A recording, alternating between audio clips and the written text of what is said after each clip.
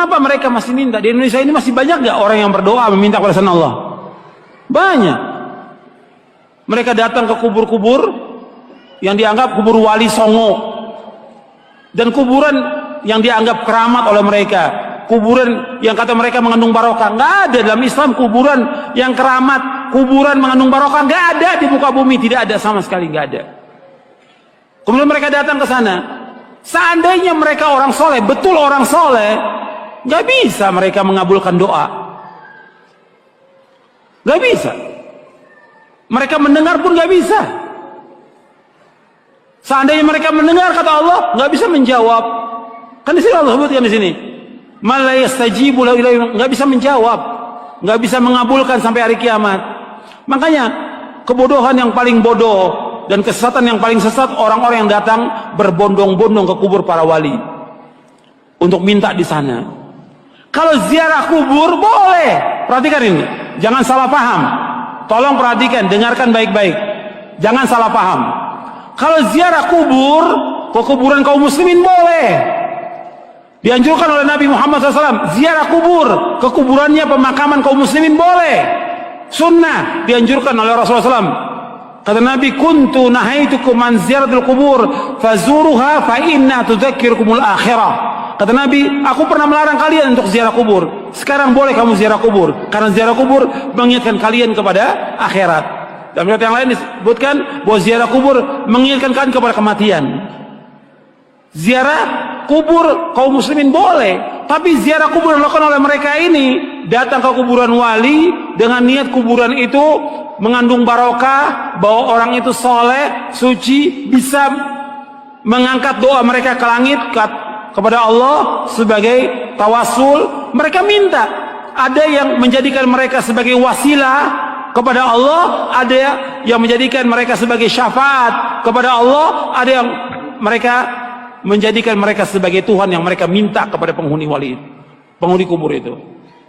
Ini kenyataan yang dilakukan oleh orang-orang yang ziarah-ziarah kubur ke kuburannya para wali. Dan ini kalau anda perhatikan, kerusakannya luar biasa ini. Karena masalah akidah, masalah tauhid, mereka memalingkan ibadah kepada selain Allah yang Allah tidak redha selama-lamanya. Di dalam buku atau kitab Ushulus Tsalatsa oleh Syekh Muhammad bin Abdul Wahhab dikatakan, innallaha la yarda ay yushraka ma'ahu ahadun fi ibadatihi, la malakun muqarrabun wala nabiyyun mursal. Allah tidak redha selama-lamanya apabila Allah disekutukan dengan makhluknya, apakah dengan malaikat yang dekat atau dengan nabi yang diutus. Allah nggak redha. Maksudnya kalau ada orang yang berdoa meminta kepada malaikat Jibril, minta kesembuhan, minta rezeki, minta dimudahkan urusan, Allah nggak redha. Karena malaikat Jibril nggak bisa mengabulkan doa yang mengabulkan doa Allah. Atau kepada nabi yang diutus, orang datang ke kuburannya Nabi Muhammad SAW, minta kepada Nabi Muhammad SAW supaya dimudahkan rezekinya, supaya dimudahkan jodohnya, supaya dagangannya laris, supaya segala macam. Allah nggak redha, nggak redha. Kenapa? Doa itu wajib dipanjatkan dan hanya ditujukan kepada Allah saja, tidak kepada yang lain. Allah nggak redha. Hatta kepada orang yang paling soleh, Nabi Muhammad SAW, orang datang kepada kuburan beliau minta, Allah nggak redha. Makanya nggak ada seorang sahabat pun yang datang ke kuburan Nabi untuk minta sesuatu, tidak ada.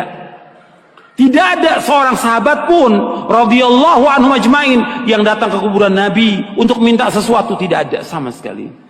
Mereka berdoa langsung kepada Allah. Begitu juga setelah wafatnya Khulafaur Rasyidin, nggak ada orang datang.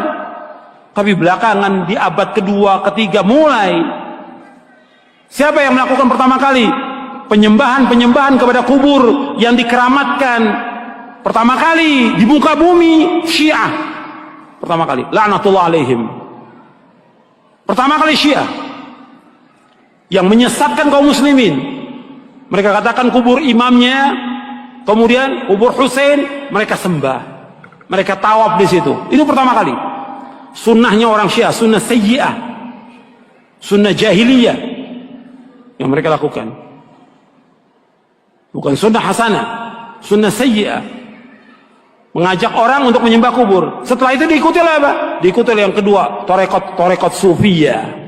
Yang pertama Syiah, laknatullah alaihim. Yang kedua tarekat sufiyah, menganggap bahwa gurunya, syekhnya sebagai wali, sudah mencapai tingkatan yang paling tinggi, sampai datang. Sampai syekhnya mengatakan di buku-buku mereka, di kitab mereka, kalau kamu mengalami kesulitan, kesusahan dan saya sudah mati, kamu datang ke kubur saya, kata mereka begitu. Ini sesat dan menyesatkan kaum muslimin. Anda melihat sekarang tambah banyak orang yang pertama kali mulai kuburan itu disembah, kemudian dibangun kubur di dalam masjid, itulah orang-orang Syiah. Nggak akan bertemu dalam Islam antara kuburan dengan masjid selama-lamanya, tidak akan ketemu dalam Islam. Adapun kuburan Nabi sallallahu alaihi wasallam itu di luar masjid. Kemudian pada khalifah zaman Abdul Malik dibongkar, dimasukkan, dan sahabat sudah mengingkari yang masih hidup pada zaman itu. Nggak bisa bersatu dan beda kuburan Nabi. Karena apa? Nggak mungkin kuburan Nabi akan dibongkar, dipindahkan ke Baqi, nggak mungkin. Karena Nabi nggak mau. Kalau di Baqi akan disembah oleh manusia. Makanya Nabi dibedakan khusus untuk Nabi dikuburkan di tempat itu dengan dua sahabatnya, Abu Bakar dan Umar.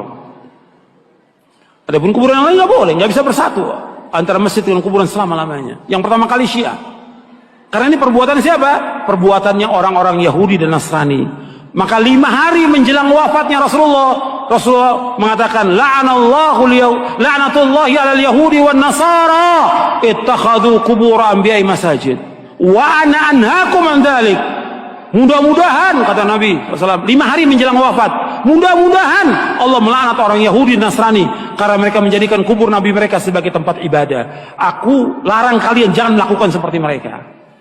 5 hari menjelang wafat, 5 hari. Terus Nabi ingatkan umatnya, jangan seperti Yahudi, jangan seperti Nasrani yang mereka menjadikan kubur Nabi mereka sebagai tempat ibadah. Aku larang. Kuburan bukan tempat ibadah, kuburan. Dan gak boleh melaksanakan perjalanan ke makam-makam, nggak boleh. Ziarah kubur boleh, tapi menentukan makam tertentu untuk ziarah mempunyai keutamaan nggak boleh. Yang punya keutamaan 3 masjid, masjid aja, cuma 3 masjid dari seluruh dunia yang mempunyai keutamaan. Kata Nabi SAW dalam hadis yang saya ada di buku ini, la tushaddur rihalu illa ila 3 masajid, masjid hadza wa masjidil haram wa masjidil aqsa.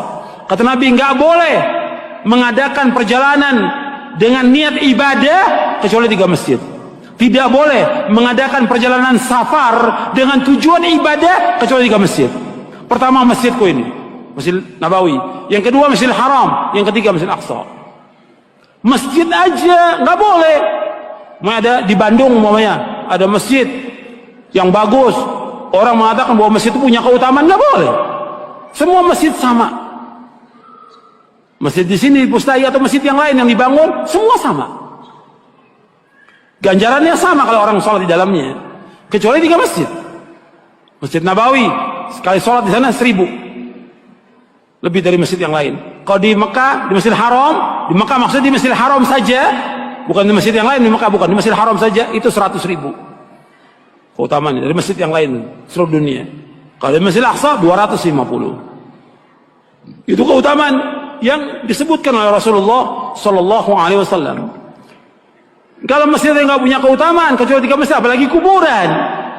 Kuburan nggak punya keutamaan sama sekali. Makanya orang-orang yang datang dan meminta ke kubur-kubur, Allah menyebutkan dalam Al-Quran ini orang yang paling sesat di muka bumi. Antum catat tuh ayatnya, ya, surah Al-Ahqaf surah 46 ayat 5 dan 6. Ini dalil.